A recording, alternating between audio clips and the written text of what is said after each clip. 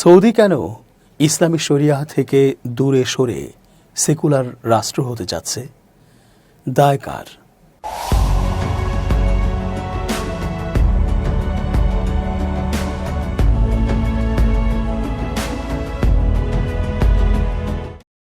আসসালামু আলাইকুম প্রিয় দর্শক, আমন্ত্রণ আজকের আলোচনায়। চেঞ্জ টিভির আন্তর্জাতিক চোখ অনুষ্ঠানে এস.জি. রতন স্বাগত জানাচ্ছি। সৌদি আরবকে মনে করা হয় ইসলামী আদর্শের অনুপম উদাহরণের একটি ঐতিহাসিক দেশ হিসেবে। তাই এই দেশটির কাছে মুসলিমদের আশাও বেশি। সবাই চায় দেশটি যেন ইসলামের প্রত্যেকটি বিষয় পুঙ্খানুপুঙ্খরূপে মেনে চলে। এই জন্যই শরিয়া আইন রয়েছে দেশটিতে, সেটা মেনেই সেখানে চলার নিয়ম। কিন্তু কিছু ক্ষেত্রে সৌদি সরকারই যখন শিথিলতা দেখায়, তখন অনেকেরই ভ্রু কুঁচকে যায়। তারা ভাবে এমনটা তো হবার কথা ছিল না, এটা তো ইসলাম বরদাস্ত করবে না, ইসলামে তো এটা থাকার কথা না। সৌদি যুবরাজ মোহাম্মদ বিন সালমানকে এর জন্য বেশি দায়ী করা হয়। তিনি নাকি সৌদিকে পশ্চিমা বিশ্বে আকর্ষণীয় রাষ্ট্র হিসেবে উপস্থাপন করতে চাইছেন, একটু ধর্মের খোলস থেকে বেরিয়ে এসে আধুনিক হতে চাইছেন। এতে করে নাকি সৌদির বৈদেশিক ইনকাম আরও অনেক বাড়বে, সৌদি সবচেয়ে উন্নত রাষ্ট্রে পরিণত হবে, সুনামও হবে ভিন্ন ধর্মাবলম্বীদের কাছে। ইসলামী বিধিবিধান অনুযায়ী বেশ কিছু ব্যাপারে কঠোর সব আইন আছে দেশটিতে, যা অমান্য করলে নেমে আসতে পারে কঠিন শাস্তি। ৭৩ বছরের পুরনো সেরকমই এক আইন এবার তুলে দেওয়ার সিদ্ধান্ত নিয়েছে সৌদি সরকার। ২০২৬ সাল থেকে নির্দিষ্ট লাইসেন্সের আওতায় মদ বিক্রি এবং পান করার অনুমতি দিতে যাচ্ছে দেশটি। মূলত রিয়াদ এক্সপো ২০৩০ এবং ফিফা বিশ্বকাপ ২০৩৪ এর প্রস্তুতির অংশ হিসেবেই সৌদি আরব সরকার এমন পদক্ষেপ নিতে যাচ্ছে বলে ধারণা করা হচ্ছে। খবর দ্য এক্সপ্রেস ট্রিবিউনের। ১৯৫২ সাল থেকে মদ নিষিদ্ধ সৌদি আরবে। সৌদি নাগরিক তো বটেই, বিদেশি নাগরিকদের জন্য মদ পান সম্পূর্ণ নিষিদ্ধ ছিল দেশটিতে। তবে ২০২৪ সালের জানুয়ারি থেকে রিয়াদে একটি দোকানকে অমুসলিম কূটনীতিকদের জন্য কঠোর বিধিনিষেধের আওতায় মদ বিক্রির অনুমতি দেওয়া হয়। এবার সৌদি যুবরাজ মোহাম্মদ বিন সালমানের নেতৃত্বাধীন ভিশন ২০৩০ পরিকল্পনার আওতায় সৌদি আরবের অর্থনীতিকে বৈচিত্র্যময় করতে এবং বিশ্বব্যাপী পর্যটন ও বিনিয়োগ আকর্ষণের লক্ষ্যে এই নিষেধাজ্ঞা অনেকাংশে তুলে নেওয়ার উদ্যোগ গ্রহণ করা হয়েছে।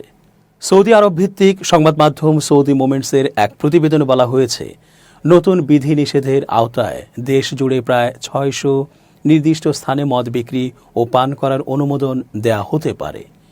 এসব স্থানের মধ্যে থাকছে ৫ তারকা হোটেল, বিলাসবহুল রিসোর্ট, কূটনৈতিক অঞ্চল এবং সৌদি আরবের অন্যতম মেগা পর্যটন প্রকল্প যেমন নিয়ম, সিন্দালা দ্বীপ ও রেড সি প্রজেক্ট। নতুন নিয়মে এসব অনুমোদিত স্থানে বিয়ার, ওয়াইন ও সাইডারের মতো কম অ্যালকোহলযুক্ত পানীয় পরিবেশন করা যাবে। তবে ২০% বেশি অ্যালকোহলযুক্ত স্পিরিট জাতীয় পানীয় নিষিদ্ধই থাকবে। এছাড়া সৌদি আরবে মদ শুধুমাত্র নির্দিষ্ট পর্যটন এলাকা এবং প্রবাসী কেন্দ্রিক অঞ্চলেই পাওয়া যাবে। পাবলিক প্লেস, ব্যক্তিগত বাসস্থান ও সাধারণ দোকানে মদের নিষেধাজ্ঞা বহাল থাকবে।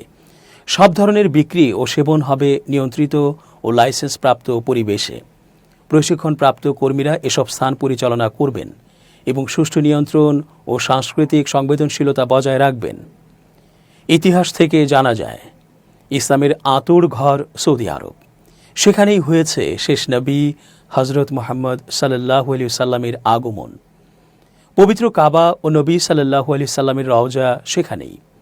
ধর্মপ্রাণ মুসলিমরা পবিত্র হজ ও ওমরা পালন করার জন্য সেখানেই ছুটে যান।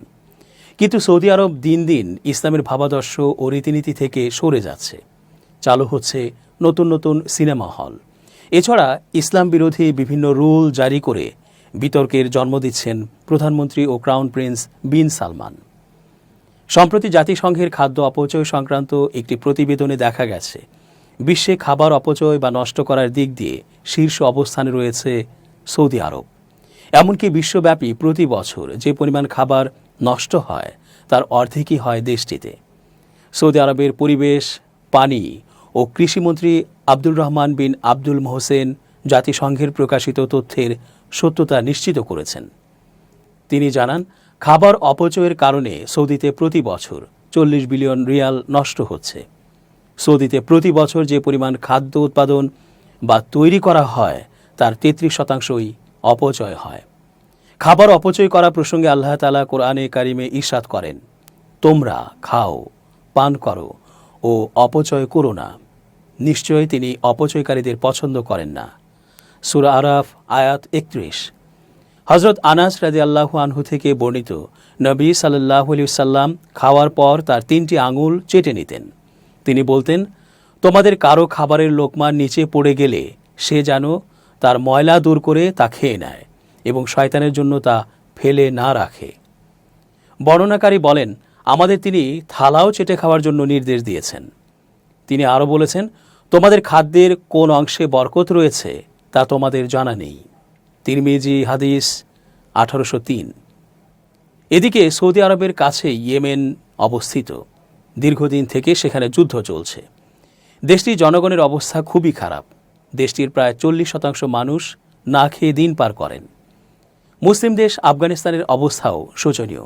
সেখানেও প্রায় 30% মানুষ না খেয়ে দিন পার করেন। অতি সম্প্রতি ফিলিস্তিনের গাজায় ইসরায়েলি বাহিনী হামলা চালিয়ে তছনছ করে দিয়েছে। গাজার 20 লাখ বাসিন্দার মধ্যে 10 লাখই শরণার্থী হয়ে পড়েছে। তাদের খাবার, বাসস্থান ও চিকিৎসার কোনো ব্যবস্থা নেই। ইসরায়েলি বাহিনী শুধু বাড়ি ঘরে হামলা করেই ক্ষান্ত হয়নি, হামলা চালিয়ে ধ্বংস করে দিয়েছে হাসপাতাল, স্কুল ও বিশ্ববিদ্যালয়। অথচ সৌদি আরবের অপচয় করার 40 বিলিয়ন রিয়াল দিয়ে ইয়েমেন, আফগানিস্তান ও গাজাবাসীর খাবারের কষ্ট দূর হতে পারে। এদিকে সৌদি আরবে সিনেমা মুক্তিতে নিষেধাজ্ঞা উঠেছে মাত্র 4 বছর হয়েছে। বর্তমানে পশ্চিম এশিয়ার সিনেমাগুলো সবচেয়ে বেশি মুক্তি পাচ্ছে সেখানেই। সৌদি আরবে 154টি সিনেমা হল চালু আছে। সম্প্রতি সৌদি আরবের সিনেমা বাজার নিয়ে এক প্রতিবেদন প্রকাশ করেছে মার্কিন সংবাদ মাধ্যম ভ্যারাইটি। প্রতিবেদনে বলা হয়েছে, পশ্চিম এশিয়ার শীর্ষ সিনেমার বাজারে পরিণত হয়েছে সৌদি আরব। 2020 সালে সৌদি আরবের সিনেমার বাজার থেকে আয় হয় 150 মিলিয়ন মার্কিন ডলার। 1 বছরের ব্যবধানে সেই আয় বেড়ে যায় 3 গুণ। 2021 সালে সিনেমার বাজার থেকে সৌদি আরবের আয় 450 মিলিয়ন মার্কিন ডলার, যা বাংলাদেশি মুদ্রায় 3,850 কোটি টাকার বেশি। অশ্লীল সিনেমা দেখা ইসলামে নাজায়েজ, এমনকি নবী রাসূলদের জীবনী নির্ভর সিনেমা তৈরির বিষয়েও আপত্তি জানিয়ে আসছেন মুসলিম বিশ্বের খ্যাতিমান আলেমরা। সম্প্রতি ভারতের বিখ্যাত ইসলামী বিদ্যাপীঠ দারুল উলুম দেওবন্দ তাদের ওয়েবসাইটে একটি ফতোয়া প্রকাশ করেছে। সেখানে বলা হয়েছে, নবী রাসূলদের জীবনী নির্ভর সিনেমা তৈরি ও দেখা নিষিদ্ধ ও নাজায়েজ। এখানেই শেষ না দেশটির বিতর্কিত কর্মকাণ্ডে। তারা নারীদের অবাধে চলাফেরা করার ব্যবস্থা করছে। রক্ষণশীল সৌদি আরব আর রক্ষণশীল থাকছে না। তারা মডার্ন দেশে পরিণত হয়েছে। শুধু তাই না, পবিত্র হজ ও ওমরাহকে দেশটি নিজেদের বাণিজ্যিক প্ল্যাটফর্ম বা ট্যুরিজম স্পট বানিয়ে ফেলেছে। হজ ও ওমরাহ থেকে আদায় করছে বড় ধরনের রাজস্ব। ভবিষ্যতে তেলের উৎপাদন কমে গেলে বৈদেশিক অর্থ উপার্জনের মাধ্যম বানাতে যাচ্ছে হজ ও ওমরাহকে। সৌদি আরব প্রকৃতপক্ষেই ইসলামের আতুর ভূমি। সেখানে ইসলামী বিধানের যথাযথ পালনই মানুষ দেখতে চায়। কিন্তু মডার্ন সৌদির কাছে দিন দিন হেয় হচ্ছে ইসলামের বিধান। সৌদির মতো করেই ইসলামী বিশ্বে পশ্চিমা আকর্ষণ সৃষ্টির আড়ালে এবং বৈদেশিক মুদ্রা আয়ের লোভে ধর্মনিরপেক্ষতা বিস্তারের ফলে মুসলিমদের দিন ও দুনিয়া ব্যাপকভাবে ক্ষতিগ্রস্ত হচ্ছে। এখানে আমরা তার কিছু কুফল বর্ণনা করছি। 1. সেকুলারিজম বা তথাকথিত ধর্মনিরপেক্ষতা বিস্তারের ফলে রাষ্ট্রীয় জীবনে আল্লাহর বিধানকে নিষিদ্ধ করা, জীবনের সকল শাখা থেকে শরীয়তকে বিতাড়িত করা এবং নবী সাল্লাল্লাহু আলাইহি ওয়াসাল্লামের ওপর নাজিলকৃত ওহীর পরিবর্তে আল্লাহ ও তার রাসূলের বিরুদ্ধে বিদ্রোহ ঘোষণাকারী কাফেরদের তৈরি বিধানকে প্রাধান্য দেওয়ার প্রবণতা দেখা দিয়েছে। আল্লাহর বিধানকে মানা ও মানবরচিত বিধান প্রত্যাখ্যান করার আহ্বানকে তারা প্রগতির অন্তরায়, পশ্চাৎগামী ও রক্ষণশীলতা জ্ঞান করে। আল্লাহর দিকে দায়ী বা আহ্বানকারীদেরকে তারা নানাভাবে হেয় ও উপহাস করে। সরকারি চাকুরি ও ক্ষমতা থেকে দূরে রাখে, যেন তারা জাতি ও যুবকদের মাঝে প্রভাব বিস্তার করতে সক্ষম না হয়।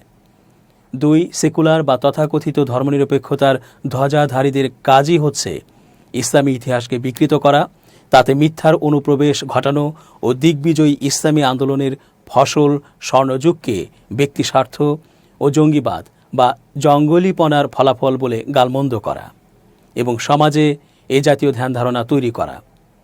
3, সেকুলার বা তথাকথিত ধর্মনিরপেক্ষতার সেবাদাসরা শিক্ষা ব্যবস্থাকে ধ্বংস করে তাদের সেকুলার মতাদর্শের সেবক বানানোর কাজে লিপ্ত। এ কাজ তারা বিভিন্নভাবে সম্পন্ন করে, যেমন ক, শিক্ষা উপকরণ ও সিলেবাস দ্বারা ছাত্রদের মাঝে শিক্ষার বিভিন্ন স্তরে সেকুলার বা তথাকথিত ধর্মনিরপেক্ষতাবাদ প্রচার করা। খ, ধর্মীয় শিক্ষার নির্ধারিত সময় সর্বনিম্ন পর্যায়ে নিয়ে আসা ও সংকুচিত করা। গ, নির্দিষ্ট কতক ধর্মীয় বিষয় পাঠদানের উপর নিষেধাজ্ঞা আরোপ করা, যে বিষয়গুলো সেকুলারিজম বা তথাকথিত ধর্মনিরপেক্ষতাবাদের শিকড় উপড়ে ফেলতে পারে কিংবা সে মতবাদের ভ্রষ্টতার স্পষ্ট প্রমাণ বহন করে। ঘ, শরীয়ত তথা কোরআন ও সুন্নাহের বিভিন্ন ভাষ্যের ব্যাপারে বিভ্রান্তি ও অপব্যাখ্যা ছড়িয়ে বিকৃতি ঘটানো, যেন মানুষ বোঝে শরীয়ত সেকুলারিজম বা তথাকথিত ধর্মনিরপেক্ষতাকে সমর্থন করে অথবা ন্যূনতম পক্ষে বুঝে যে ইসলামের সাথে তার সংঘর্ষ নেই। ও পূর্ণাঙ্গভাবে দিন পালনকারী শিক্ষকদেরকে পাঠদান ও শিক্ষাঙ্গন থেকে দূরে রাখা এবং ছাত্রদেরকে তাদের সাথে মিশতে না দেয়া। এ কাজ তারা বিভিন্নভাবে সম্পন্ন করে, যেমন দাপ্তরিক ও প্রাতিষ্ঠানিক কাজে তাদেরকে ব্যস্ত রাখা অথবা অর্থ উপার্জনের অন্য কোনো পথে তাদেরকে মগ্ন করে দেয়া ইত্যাদি নানা উপায়ে ইসলামের মূলে আঘাত করাই হচ্ছে উদ্দেশ্য। এতে আমাদের দুনিয়া ও আখেরাত দুটোই হারাতে বসেছে মুসলিম দেশগুলো এবং দেশের মানুষগুলো। দর্শক, আজ এ পর্যন্তই। শুভকামনা। change tv.press, এক ফোঁটা হলুদও নেই।